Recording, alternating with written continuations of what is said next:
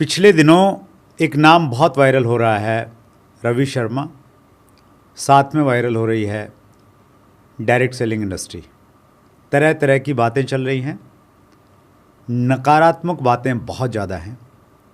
लोगों के दिमाग में प्रश्न हैं बहुत सारे लोग जो पहली बार रवि शर्मा के बारे में जान रहे हैं, वो जानना चाहते हैं कि रवि शर्मा कौन है। रवि शर्मा के जो क्लिप्स वायरल हो रहे हैं और कुछ चैनल्स ने उनके ऊपर जो आरोप लगाए हैं, लोग जानना चाहते हैं उन आरोपों में कितनी सच्चाई है।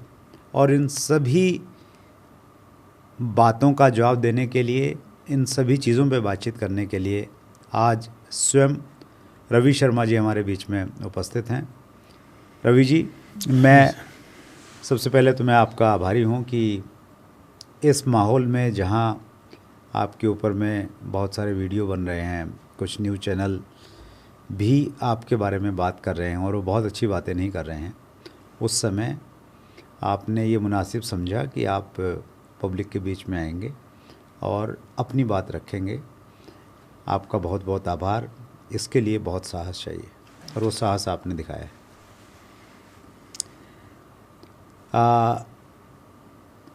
सोशल मीडिया पे बहुत सारी चीज़ें आती रहती हैं, लेकिन जब कोई चीज़ न्यूज़ में आने लग जाती है, टीवी में आने लग जाती है, स्पेशली मेन स्ट्रीम मीडिया में आ जाती है, तो फिर लोग उसको थोड़ा और ज़्यादा गंभीरता के साथ में लेते हैं। पिछले दिनों कुछ आरोप आप पे लगे, वो आरोप हैं, वो सच्चाई हैं, वो मैं एक एक करके आपसे पूछता हूँ। पहला, आपके ऊपर पे ये आरोप लगा कि आपने 100 करोड़ की बात की है। ये 100 करोड़ टर्नओवर है, 100 करोड़ आपकी नेटवर्थ है, या ये 100 करोड़ आपकी एक महीने की कमाई है? क्या है 100 करोड़? सबसे पहले तो बहुत बहुत धन्यवाद सर, आपने मेरे को ये यहाँ बुलाया आज और अपनी बात रखने का मौका दिया। मैं यहाँ पे सभी लोगों से एक चीज़ क्लियर करना चाहूँगा कि 100 करोड़ जो मैंने बोला है, वो 100 करोड़ मेरी नेटवर्थ नहीं है, मेरी कमाई नहीं है। 100 करोड़ मेरा टर्नओवर है, जो कि एक डायरेक्ट सेलिंग कंपनी में मेरे द्वारा होता है। मैं वापस से यहाँ पर एक चीज़ रिपीट कर देना चाहता हूँ, मेरे सभी दोस्तों से कहना चाहता हूँ कि 100 करोड़ मेरी इनकम नहीं है, 100 करोड़ मेरी नेटवर्थ नहीं है। ये एक टर्नओवर है, ये एक व्यापार का टर्नओवर जो मेरे माध्यम से एक डायरेक्ट सेलिंग कंपनी का होता है। किसी चैनल ने बार बार इसको हाईलाइट किया है कि ये आपकी नेटवर्थ है। उन्होंने ये भी बोला 100 करोड़ मतलब ये व्यक्ति एक दिन में 3 करोड़ 33 लाख रुपए कमाता है। तो ये सरासर झूठ है? बिल्कुल सर, ये बिल्कुल सरासर झूठ है। मैंने अपने किसी भी मन से ये बात कभी नहीं बोली कि मैं 100 करोड़ महीना कमाता हूँ। मैंने कभी नहीं बोला, ये बिल्कुल गलत बात है।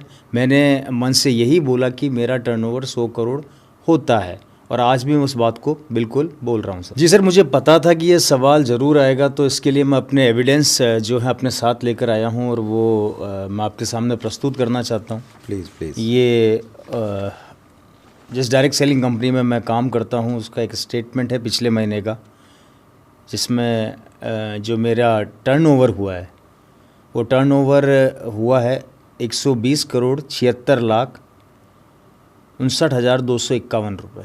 120 करोड़ 76 लाख 76 लाख 59,251 रुपये सिंगल मंथ का है? एक मंथ का है सर। ये टर्नओवर है और आपने इसी की बात की थी? मैंने इसी टर्नओवर की बात करी थी, और आज भी मैं वही बात कर रहा हूँ, मैं टर्नओवर की बात कर रहा हूँ सर। राइट। तो पहला जो आपके ऊपर में एक प्रकार से आरोप लगा था, वो आरोप गलत था। 100 करोड़ का न आपकी नेटवर्थ की है, न आपकी 100 करोड़ आपकी इनकम की बात हो रही है। जी सर। दूसरा दूसरा आरोप लगा है कि रवि शर्मा 6 लाख GST पे करते हैं। क्या कहेंगे? बिल्कुल सर, मैं इस पे यही कहना चाहूँगा कि देखिए, जहाँ आपका टीम वर्क होता है, टीम डेवलप होती है, या आप काम करते हैं नेटवर्क इंडस्ट्री में, तो वहाँ पे जब आप एक लेवल पे पहुँचते हैं, तो वहाँ पे एक अच्छी इनकम भी आपको मिलती है, एक अच्छा इनकम आपका जनरेट होता है। तो उस चीज़ के लिए भी मैं एक छोटा सा प्रूफ आपके सामने रखना चाहूँगा। ये है मेरी मदर के नाम से है और पारस देवी शर्मा मेरी मदर का नाम है। 31 मार्च 2021 का ये स्टेटमेंट है, जिसमें टोटल जीएसटी जो है वो 6,34,842 रुपया जो है मैंने पे किया है, और टोटल इंसेंटिव जो है विथ जीएसटी वो है 41,61,745 रुपये। जीएसटी कितना पे किया इसमें आपने? मैं वापस से रिपीट कर देता हूँ। CGST 3,17,421 रुपये, SGST 3,17,421 रुपये, दोनों मिला के आपका टोटल 6,34,842 रुपये। अच्छा, ठीक है। तो आप इस जीएसटी की बात कर रहे थे जी। एक वायरल वीडियो में आपको ये है, आपने ये बोला है कि मैं 6 लाख तो जीएसटी भरता हूँ, इनकम का अंदाज़ा आप लगा लेना। ये उसी की बात हो रही है? जी सर। तीसरी बातचीत हो रही है आपकी गाड़ियों के बारे में। जी। आपने बहुत सारी गाड़ियाँ खरीदी हैं,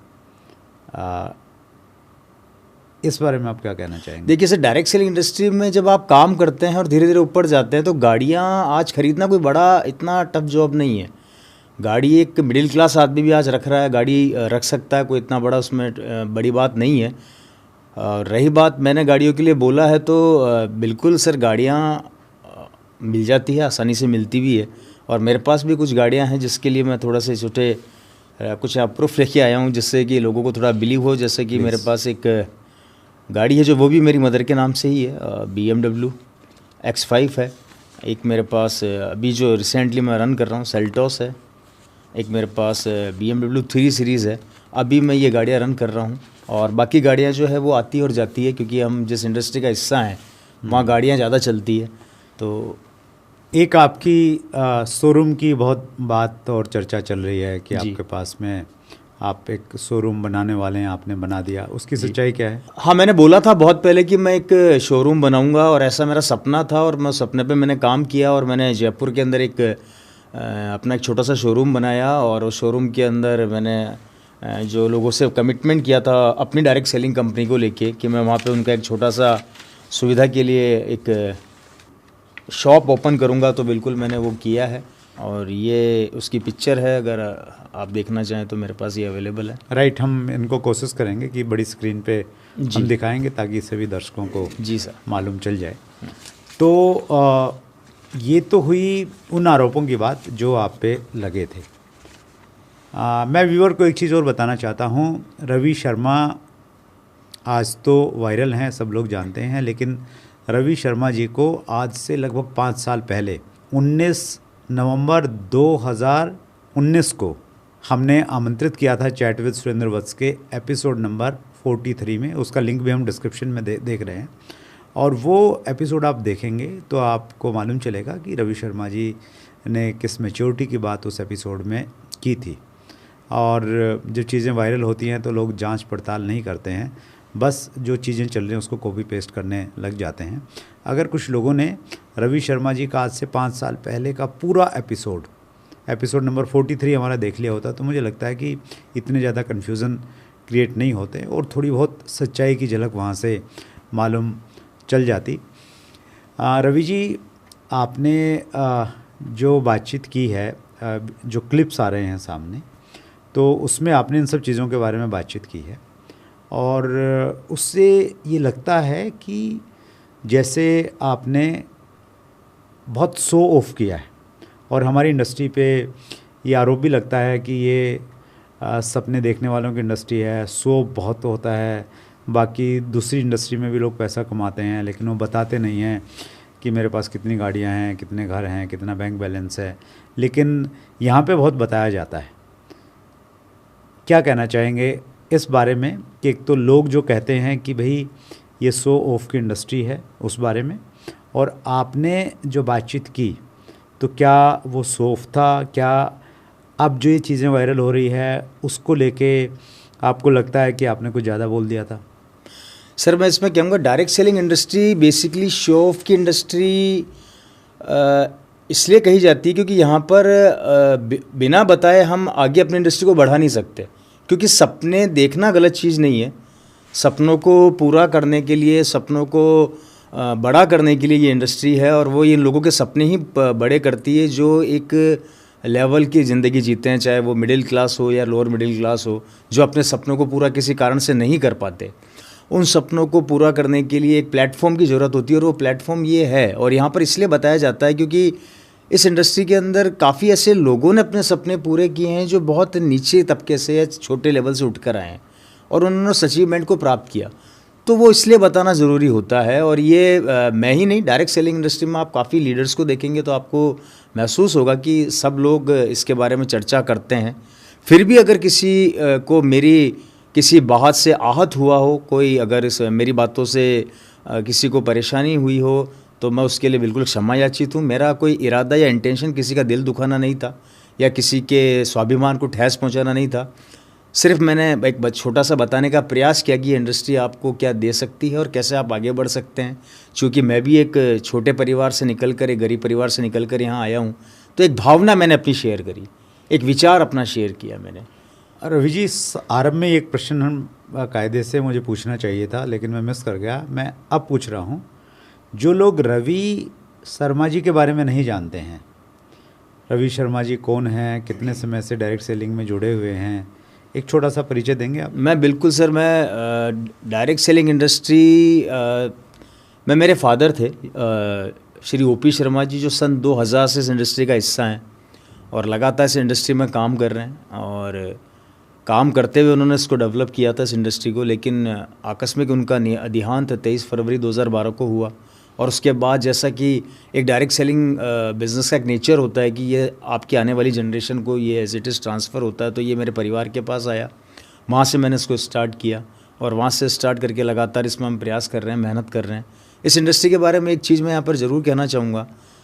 इस इंडस्ट्री में कई लोग ये सोचते हैं कि यहाँ पे कोई जादू की छड़ी है जिसको घुमाएं और आपके सपने पूरे हो जाएं, तो ऐसा बिल्कुल नहीं है। यहाँ मेहनत करनी पड़ती है। और आज आप जो ये सब कुछ देख रहे हैं, ये 1 या 2 दिन या 2 महीने में नहीं हुआ है। पूरे 25 साल का अथक प्रयास और दिन रात की मेहनत और डेडिकेशन के बाद ये चीज़ संभव हो पाई है। जब मैं इस इंडस्ट्री में आया था तो मेरे पिताजी के द्वारा जो मेहनत हुई, जो उन्होंने मेहनत करी, उस मेहनत का रिज़ल्ट वो मुझे मिला। और आज उस रिज़ल्ट का नतीजा है कि जो उन्होंने टीम बनाई, वो टीम इतनी स्ट्रॉन्ग टीम बनी, इतनी अच्छी टीम बनी कि लगातार वो टीम बढ़ती चली गई, और जिसकी वजह से आज मैं इस लेवल पर, इस पोजीशन पर हूँ। तो मैं सभी लोगों से यही कहना चाहता हूँ कि यहाँ पे आप ये ना समझे कि आप एक दिन के अंदर सब कुछ कर लेंगे। यहाँ पर आपको अगर अपने सपने पूरे करने हैं, बड़ा करना है, तो कमिटमेंट के साथ आपको मेहनत करनी ही पड़ेगी। हमें आज यहाँ पे आने में 25 साल लगे हैं। ये 1 या 2 दिन की मेहनत से नहीं हुआ है सर। पूरा 25 साल मेरे परिवार ने इसको दिया है, पूरा 25 साल हमने इस इंडस्ट्री को दिया है। उसके बाद ये चीज़ें अब जाकर संभव हो पाई है। और इसी कारण से मैं यही कहना चाहूँगा सभी लोगों से कि इस इंडस्ट्री में कोई जादू का डंडा नहीं है सर। मेहनत करनी पड़ेगी, दिन रात आपको कमिटमेंट के साथ काम करना पड़ेगा। लोगों को ऊंचाइयाँ दिखती है, कई लोग ऊंचाइयों पर बातें करते हैं, लेकिन जो नीचे का परिश्रम होता है, जो नीचे की मेहनत होती है, उसको कोई नहीं देखता। राइट। रवि जी जैसा कह रहे हैं वो बहुत गंभीर और बहुत गहरी बात है और बहुत समझने जैसी बात है। उन वीडियोस में भी जो क्लिप्स वायरल हो रही हैं उसमें ये इनकम दिख रही हैं, गाड़ियाँ दिख रही हैं, लेकिन शायद रवि जी ने उसमें ये भी बात बोली होगी कहीं ना कहीं कि इसके लिए मेहनत करनी पड़ेगी और मेहनत के साथ में ये चीज़ें मिलेंगी। शायद वो गायब हो गई हैं, क्योंकि वो अगर होती तो फिर वो उसमें वायरल होने जैसी कोई चीज़ नहीं थी। वायरल चीज़ जब भी तभी दिखती है जब सिर्फ फ्रूट दिखाए जाते हैं, सिर्फ फल दिखाया जाता है और मेहनत नहीं दिखाई जाती, क्योंकि बहुत सारे लोग मेहनत नहीं करना चाहते, सिर्फ अच्छे अचीवमेंट प्राप्त करना चाहते हैं। एक मेरा प्रश्न रवि जी और है, और वो थोड़ा सा आपको परेशान करेगा। देखिए, आज आपका एक बड़ा अच्छा लेवल है, बड़ा मुकाम है, आपके पिताजी ने मेहनत की, आपने उसको आगे बढ़ाया, और डायरेक्ट सेलिंग में बहुत लोग इज्जत मान सम्मान करते हैं। इतना मान सम्मान आपका था, आज भी है, मैं मानता हूँ। कुछ बीच में डेंट आया, अचानक जब कुछ मीम्स बने, कुछ न्यूज़ चैनल ने रवि शर्मा को महाठग बता दिया, कैसा लगा था और कैसे आपने, क्या प्रतिक्रिया थी आपकी, और कैसे उस मनस्थिति से आप बाहर आए? सर, ये शायद मैं अपने शब्दों में बयान नहीं कर पाऊँगा, लेकिन मैं ये ज़रूर कहना चाहूँगा कि मैंने क्या ठगा, मैंने कहाँ जाके किन लोगों से कितना पैसा ठगा, किन लोगों से मैंने पैसा मांगा कि मुझे पैसा दो। मैंने आज तक किसी को ये नहीं जाके बोला कि मुझे पैसा दो या मुझे पैसा चाहिए या मैं आपको ठगने आया हूँ या ऐसे कोई विचार जो मेरे बारे में चल रही है। मुझे एक आदमी आकर ये तो बताए कि मैंने उनका ठगा क्या है। मैंने हमेशा से यही बोला अपनी मीटिंगों में कि आप जो सामान खरीदते हैं, प्रोडक्ट परचेज करते हैं, उसके द्वारा ये इनकम आपके पास आएगी, एक लेवल आपके पास आएगा, वो मेहनत से होता है सर, और वो सामान से होता है। मुझे अभी भी समझ में नहीं आ रहा ये बात कि इतनी बड़ी बात कहाँ से उठी, क्यों उठी, किन कारणों से उठी, जबकि मैंने अभी भी वही बात विचार रखना चाहूँगा कि मैंने किसी से 1 रुपया नहीं लिया, किसी का 1 रुपया नहीं खाया और किसी से 1 रुपया नहीं मांगा। तो ये जो शब्द काम में लिया गया है बड़ा ही असहनीय है, दर्द होता है, परेशान भी होता हूँ। और मैं ही नहीं, पूरी डायरेक्ट सेलिंग इंडस्ट्री भी परेशान होगी इस चीज़ से, क्योंकि ये कहीं ना कहीं हर एक डायरेक्ट सेलर के ऊपर एक धब्बा है। तो मैं यही कहना चाहूँगा कि प्लीज़ आप कोई भी चीज़ या कोई भी बात लिखने से पहले ज़रूर सोचें या उस इंडस्ट्री की पूरी जानकारी ले लें। क्या क्या उस इंडस्ट्री में ऐसा है, क्या ये इंडस्ट्री ऐसी कर रही है, उसके बाद आप अपने विचार रखें तो ज़्यादा बेहतर होगा। Right, thank you Ravi ji. मैं 2 चीज़ें कहना चाहता हूँ सभी व्यूवर्स को। पिछले दिनों जब से रवि शर्मा जी वायरल हुए और डायरेक्ट सेलिंग के बारे में तमाम तरह की चीज़ें आना स्टार्ट हुई, पहली चीज़ तो ये मैं पहले भी कहता आया हूँ कि हमें बहुत ज़्यादा शो ऑफ नहीं करना चाहिए। शो ऑफ की शुरुआत कहाँ हुई, अगर हम इसकी गहराई में जाएं, मुझे अच्छे से याद है, आज से लगभग 25 साल पहले जब मैं डायरेक्ट सेलिंग इंडस्ट्री में आया, उस समय लोग यकीन नहीं करते थे कि ये काम करने से पैसा आ सकता है, क्योंकि डायरेक्ट सेलिंग उद्योग हमारे देश में नया था और जब भी कोई नई चीज़ आती है लोग उस पर विश्वास नहीं करते।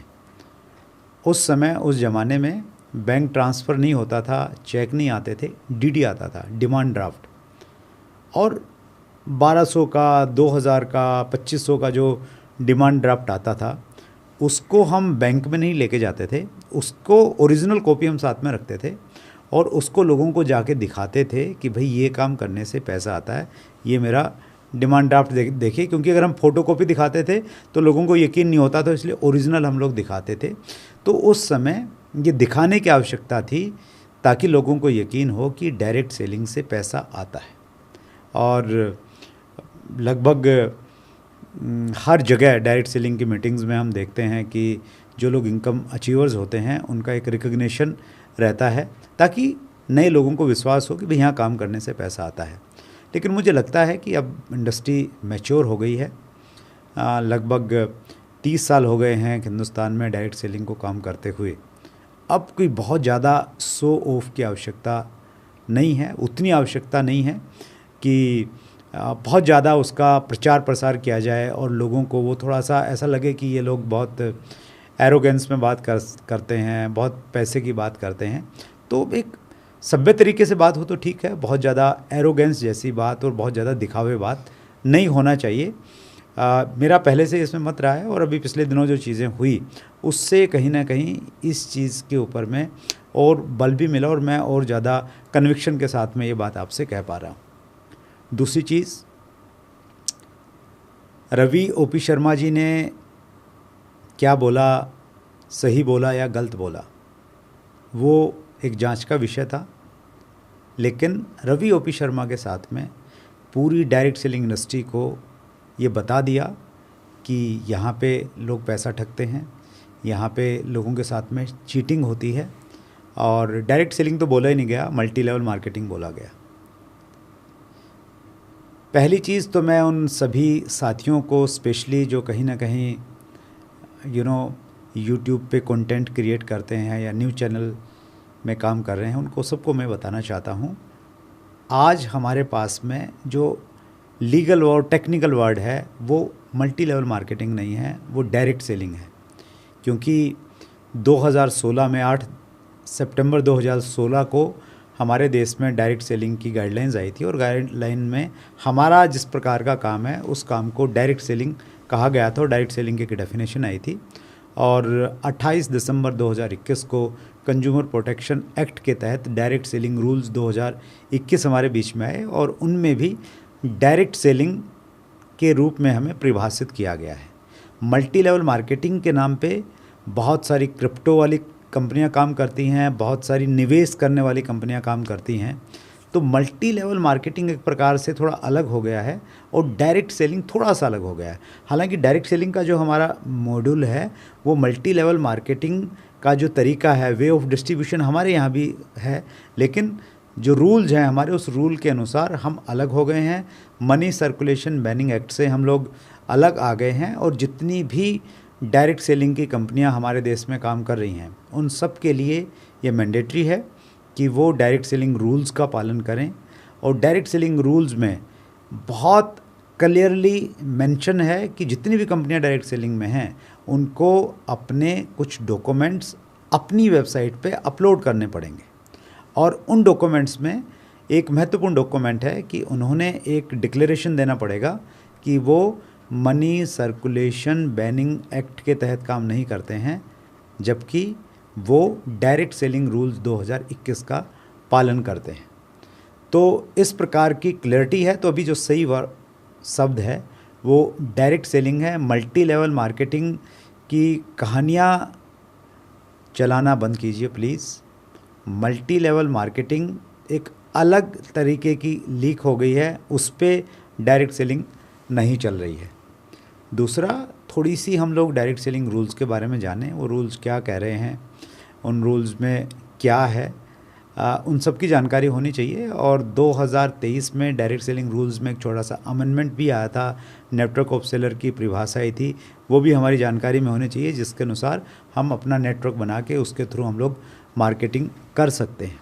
एक चीज़ मैं सभी साथियों से कहना चाहता हूँ, स्पेशली जो डायरेक्ट सेलिंग कम्युनिटी के लोग हैं, अगर कोई भी व्यक्ति आधारहीन बात करता है, डायरेक्ट सेलिंग की जानकारी न होने के बावजूद अनाप शनाप बात करता है, आप उसका विरोध कीजिए। अगर वो यूट्यूब पे आ रहा है तो रिपोर्ट में जाके उसको रिपोर्ट कीजिए। अगर वो इन्फॉर्मेशन भ्रमित करने वाली है तो वो वहाँ पे जाके आप उसको रिपोर्ट ज़रूर कीजिए। और अगर कोई गलत बोल रहा है, कोई न्यूज़ चैनल गलत बोल रहा है और हमें चोर कह रहा है, हमें ठग कह रहा है, पूरी इंडस्ट्री के ऊपर में क्वेश्चन मार्क उठा रहा है, तो उसका हमें विरोध करना चाहिए। उसके बारे में हमें ये कहना चाहिए कि नहीं, we are doing legal direct selling. जी हाँ, और आप भी अब भी हम अगर एक हैश टैग चलाएं कि we are doing legal direct selling, तो मुझे लग रहा है आवाज़ बहुत दूर तक जाएगी। आइए हम लोग मिलें, संगठित हों। हमारी लड़ाई अनएथिकल डायरेक्ट सेलिंग कंपनियों के साथ में पहले भी थी, बहुत लंबे समय से हम लोग ये लड़ाई लड़ रहे हैं, आगे भी ये लड़ाई जारी रहेगी। अगर हम लोग सब अच्छे लोग अगर संगठित होके किसी भी गलत चीज़ के बारे में आवाज़ उठाएंगे तो इस लड़ाई को जल्दी जीत पाएंगे और मजबूती से आगे बढ़ पाएंगे और भारतीय डायरेक्ट सेलिंग उद्योग को उस मुकाम पे पहुंचा पाएंगे जिस मुकाम के लिए हम हकदार हैं। रवि शर्मा जी, आप आए। आपके आने की वजह से, आपके वायरल होने की वजह से एक चीज़ तो हुई कि डायरेक्ट सेलिंग की जो अच्छी कंपनियां थी, अच्छे लोग थे, उन्होंने एकजुटता दिखाई, उन्होंने बात की और उन्होंने ये कहा कि नहीं, डायरेक्ट सेलिंग सही है, हम सही कंपनी के साथ में काम कर रहे हैं। और बहुत सारे ऐसे लोग जो कहीं ना कहीं आपकी कंपनी का हिस्सा नहीं थे, उन्होंने भी इनडायरेक्टली और डायरेक्टली आके आपको भी सपोर्ट किया, डायरेक्ट सेलिंग इंडस्ट्री को भी सपोर्ट किया, अब भी सपोर्ट कर रहे हैं। ऐसे लोगों के लिए क्या कहना चाहेंगे? मैं सर ऐसे लोगों को तहे दिल से शुक्रिया अदा करना चाहता हूँ, अपने दिल की गहराइयों से उनको बहुत बहुत धन्यवाद देना चाहता हूँ कि मेरे समय में वो मेरे साथ खड़े हैं, डायरेक्ट सेलिंग इंडस्ट्री के साथ खड़े हैं। और हमारी यही एक कमिटमेंट, हमारी यही एकजुटता एक दिन डायरेक्ट सेलिंग को आसमान पर लेकर जाएगी। मैं आप सबका तहे दिल से वापस से शुक्रिया अदा करना चाहता हूँ। इसी तरीके से आप लोग अपना प्यार बनाए रखें, अपना आशीर्वाद बनाए रखें। Thank you Ravi ji. और फिर मैं रिपीट करना चाहता हूँ, रवि जी का आज से 5 साल पहले का एपिसोड नंबर 43, डिस्क्रिप्शन में हम लिंक डाल रहे हैं, वो और देखिए और जानिए। रवि जी को नज़दीक से जानने का मौका मिलेगा और जो कहीं ना कहीं आपके दिमाग में जो परसेप्शन बैठ गया है उन वायरल रील की वजह से वो बदलेगा और सच्चाई आपके सामने ज़रूर आएगी। ये हमारा एक स्पेशल एपिसोड था। हालांकि हम हर मंगलवार को एक नया एपिसोड लेके आते हैं, लेकिन जिस प्रकार की स्थितियां थी हमने डिसाइड किया कि अगर हम मंगलवार तक जाएंगे तो शायद बहुत देर हो जाएगी। इसलिए पहली बार हम एक ये बीच में एक स्पेशल वीडियो आपके लिए लेके आ रहे हैं। मुझे उम्मीद है कि बहुत सारी आपको क्लैरिटी मालूम चली होगी, सच्चाई मालूम चली होगी। बहुत बहुत धन्यवाद आप सबका भी और रवि शर्मा जी का भी। Thank you. Thank you.